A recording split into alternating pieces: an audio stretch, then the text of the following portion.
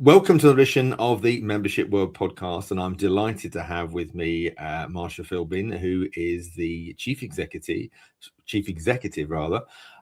of the Faculty of Pharmaceutical Medicine. Lovely to have you with us today, Marcia, and we've known each other for quite some time, haven't we? We have, Gordon, ever since I entered the world of membership as a chief executive, not as a staff member, but as a chief executive. It's opened up so many different avenues for me. Yeah, no, and it's I love your enthusiasm for the discipline, and I know that you're very involved in creating an amazing organization. So we're going to delve into that. But before we do, perhaps tell us a little bit about your previous background before you got into the faculty. Yeah, I'm happy to share that because often people say to me, how did you go from this to that? So, I started my career in the Ministry of Defense. I was a chemist and a research chemist, and I started making explosives. And then I moved on to rocket propellants. Oh, wow. And then I ended my career there working on a national program on forensics. So that was really interesting. And the main reason I moved into the membership world is because where I was working, the site was closing. It was moving everything down to the southwest, which I didn't want to go there. And so I saw a role being advertised. And I thought, oh, this sounds interesting. And the reason I thought it was interesting is because I was focusing on the transferable skills. And so I applied for the role, and it was at the Royal College of Pediatrics and Child Health as the Assistant Director for Research and Policy. And lo and behold, I was successful in the role. And it was because of those transferable skills, particularly those of communication, managing projects, leading teams, and also my research background helped as well. And so I was there for 3 years. And then, because I was assistant director, I thought, okay, it's time for me to become a director. So that's where I was looking to move. And then I saw the role at the Faculty of Pharmaceutical Medicine as a chief executive. And then I thought, wow, that looks interesting. And then I thought again about my transferable skills. I said, you might as well apply. And lo and behold, I was appointed. And that's how I ended up. And the thing which I hadn't reflected on, I have reflected on it, but when I started talking about this, is that that means within 4 years, I'd gone from leading projects in the Ministry of Defense to becoming chief executive in the membership world, which is unbelievable. Well, good for you. Good for you. But I think sometimes it's when we're hiring people, and I'm talking now as as almost trustees, it's great to hire for attitude. I think leadership is all about have you got the ability to drive the experts and the specialists. I don't think CEO necessarily has to be an expert in a field. What matters is that they can engage those that are. And obviously, you've also got, in our case, you've got trustees that are as well. It's your role, obviously, is much about putting all of the jigsaw pieces together and making sure that they fit in the right way and everybody gets on with each other. Absolutely. And you know what? The trustees were ready for change, right? And they recognized that FPM had to change, it had to modernize and start do things differently. And when I gave my presentation, I believe I presented a vision of what FPM could be, but I also recognized where it was and gave them a view how to get from A to B. And so I think that's what helped as well. So you're right, a leader needs to provide a vision, but also a pathway of how to get there. But also, it's not just like following that pathway, it's how you do it. And you do it through engaging with others in there. Because one of the questions I did ask at my interview is, what are your values?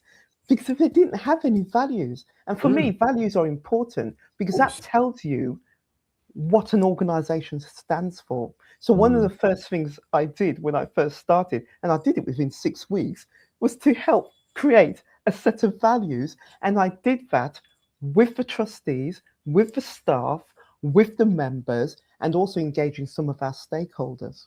Yeah. I was a Wow. bit of a dynamo in those first 6 weeks.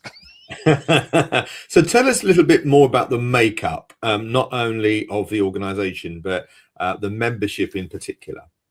So, yeah, Faculty of Pharmaceutical Medicine is the membership body for doctors who develop medicines, medical devices, digital health technologies.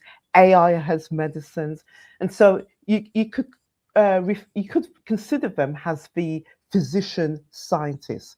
They are the Hmm. scientists who are also doctors, and so as well as being involved in like clinical trials and discovery, but they also look at how they translate um, medicines which have been developed and how they can be used in real life.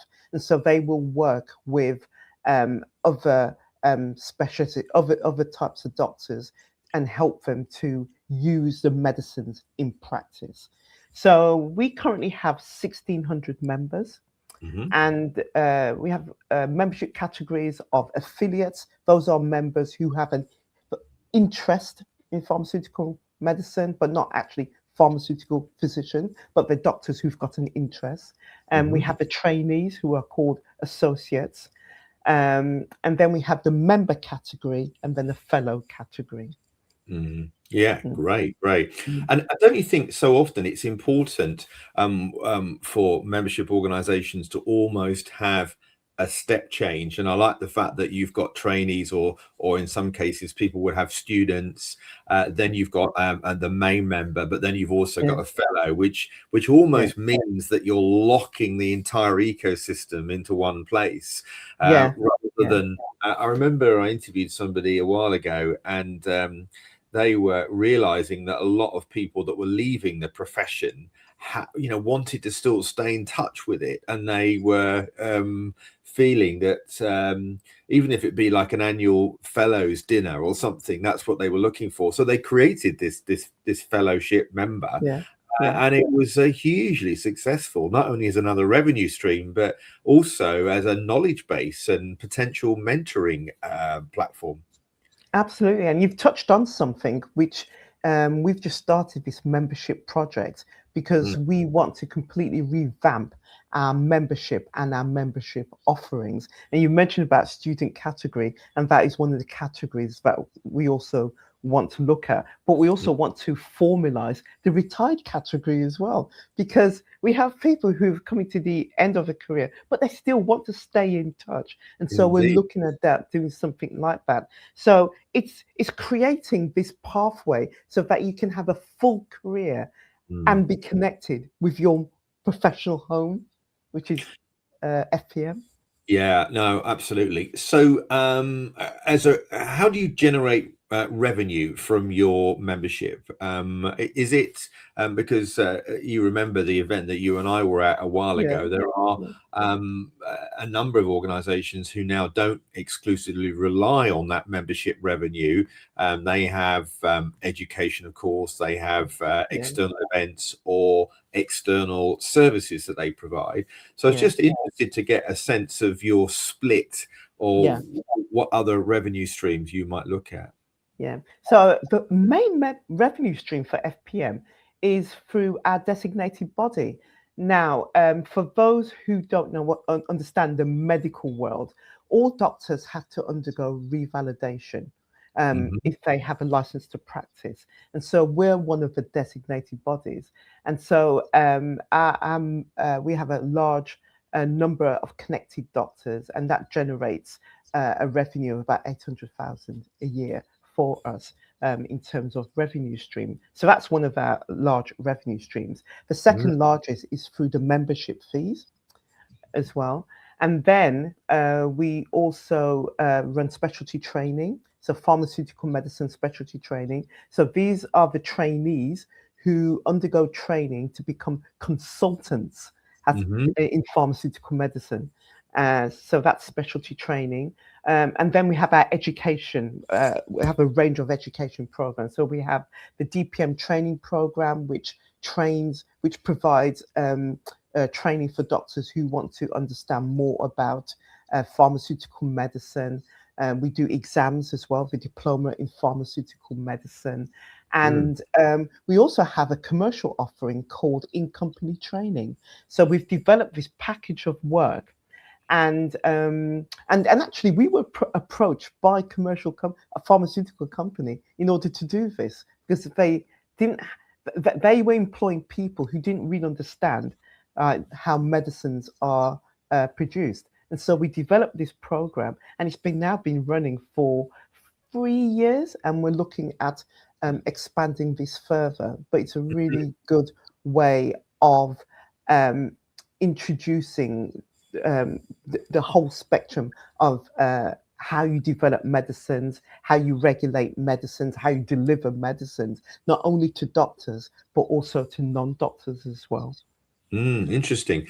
And do you have any sort of overseas affiliations, or where often we find, particularly when it comes to education, that the UK is seen as one of the leading lights, not only, of Absolutely. course, within the medical arena, but even Yeah. wider with some of our top universities. And often Yeah. I say to membership organizations, do you have like overseas chapters, or even, because some education can be delivered online, Mhm.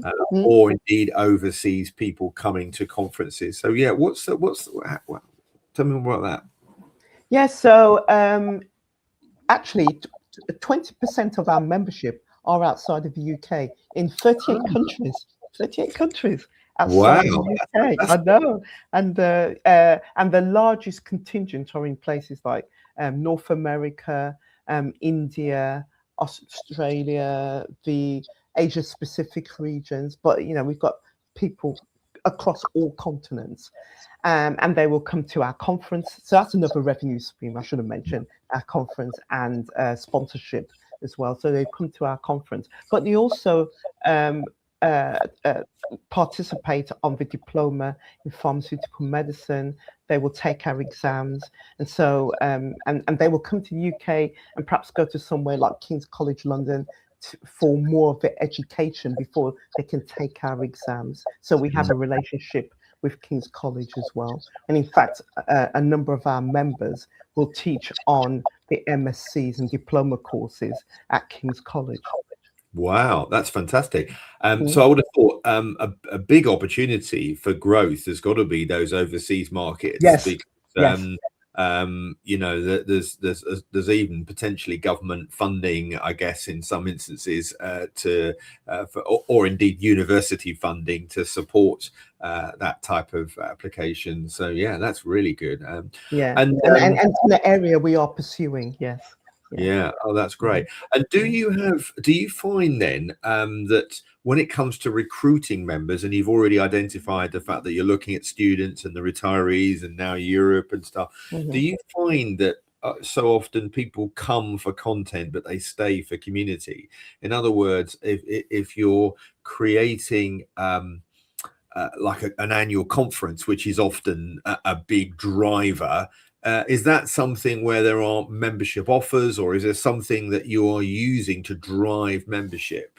Yes, yeah, we use that because I think certainly in pharmaceutical medicine, community is so important Yeah, because most of our members used to work in the NHS, and then they left the NHS and they work in commercial organizations. It could be in a pharmaceutical company, a biotech company, regulatory, mm, contract research organizations. So providing a forum where they can come together and learn from one another, and also uh, get the latest thinking, and just to connect quite. is really important. Yeah. Well, I think particularly in an AI world now, where Mm.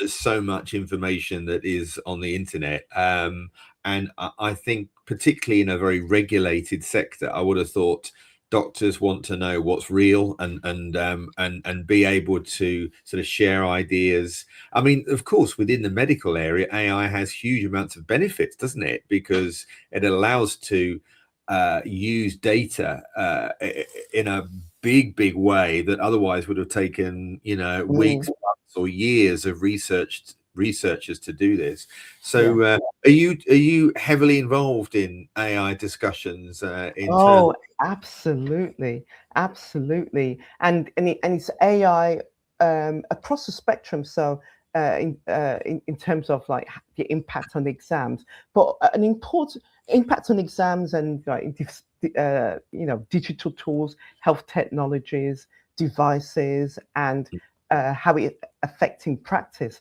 But a really important area where there is a lot of discussion is about the ethics of using Yes. AI, Yeah. Yeah.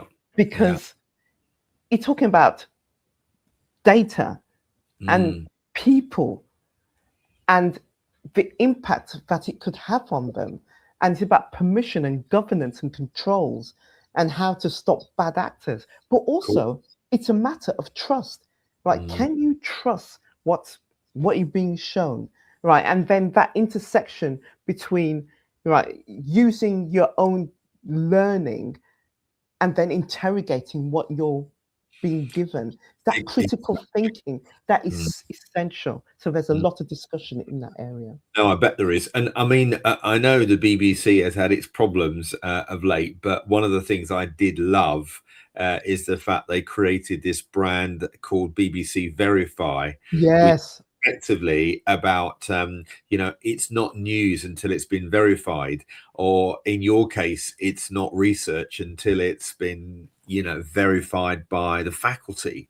Yeah. And maybe that's what we're going to have is disclaimers that said that all of this information has been properly researched on this site, like a green tick. I mean, Mm, obviously, the models, the large language models, are gathering information, including from your yeah. website and the like. Yeah. And you know, I guess sometimes the worry is that membership organizations more widely need to remain relevant all of the time, particularly for that younger generation Mm, who haven't necessarily. If you look right across the membership communities, mm, a lot of young people don't join membership bodies or trade associations unless they can see a career path, unless they yeah. can see Yeah. a trajectory to increasing their earnings or their prospects. So Yeah. I think sometimes it'd be interesting to get your view on this, Marcia, is do you think that we should more widely be communicating different messages to different audiences because a fellow is going to have a different requirement from that of a trainee? Yes. But I would also say that with new technology comes new responsibilities. And Mm, I think the role of membership organization is to be that safe harbor absolutely. where if you know that if you come to us, you can trust what we're providing. And Right. our role is to say to our members, you need to know what you're doing. We Mm, have people who are coming in and you think about AI, right? I mean, the barrier to entry is low, right, to develop a new technology, right? And so people are going out and be developing these new technologies and saying, right, you can use this, let's say, to measure blood sugar.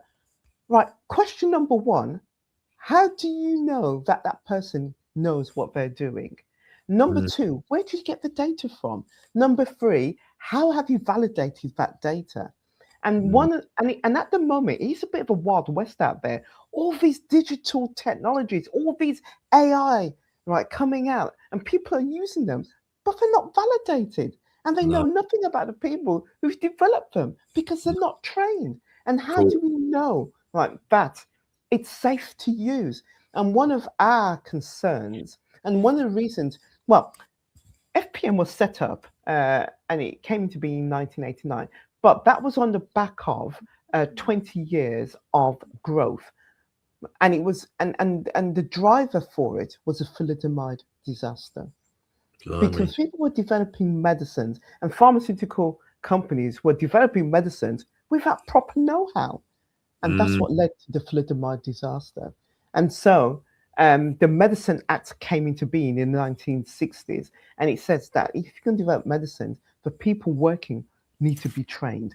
And mm. now people are using medical devices, AI as medicine, AI as software in medical devices, but they're not trained. And so, Yeah, and so to that's the other, ensure, yeah, yeah, that's the other worry. Just to add to what you said, of course, people can buy yeah, all sorts of stuff on the internet, and yeah, I mean, these weight loss jabs, and I don't know if you've even heard about sites that have been cloned, weight loss websites oh, that have been cloned. So even the professional ones have, and it's so easy to do. So I think trade associations and particularly those in the medical arena have got a strong part to play yeah, in trust, yeah, and it's the equivalent of the BBC verifies. Is how do yeah, we? This is the home of pharmaceutical medicine, and yeah, uh, and I think that's where it probably needs to go. Which is great to hear that it's very yeah, clear your agenda as well. Um, yeah. okay, great. Look, well done on what you've achieved. It's really fantastic. Any sorts of uh, sort of thoughts about the future? Gazing, what do you think the sector is going to look like in the next 2 or 3 years? To be honest, right, we've been looking ahead to 2040. Oh, have you? Very good. Yeah, Oh, we've been looking ahead at where's pharmaceutical medicine going to be? yeah. And it's really difficult to predict because AI is AI, digital, everything's changing rapidly. Mm. And and Robots, robots as well. you've got robotics coming in, absolutely. And I Mm. think, but it's not just that. It's not just the technology. I think it's expectations as well. The Mm. new generation of doctors coming through, they don't want to have that same career path as the older generation. That's become clear. They Yeah. want flexibility. They Mm. want portfolio careers. Right. They Yes. want to spend a couple, 2 or 3 days a week, perhaps working in a hospital, and then another couple of days, perhaps going off on their little AI right tool or whatever it is, or maybe writing poetry, doing painting, doing something else. Right. They want something different. And I Mm. think that's the challenge for all of us in the membership sector is to look at what we're offering and work out how to meet the emerging needs of the next generation. Very well put. Great.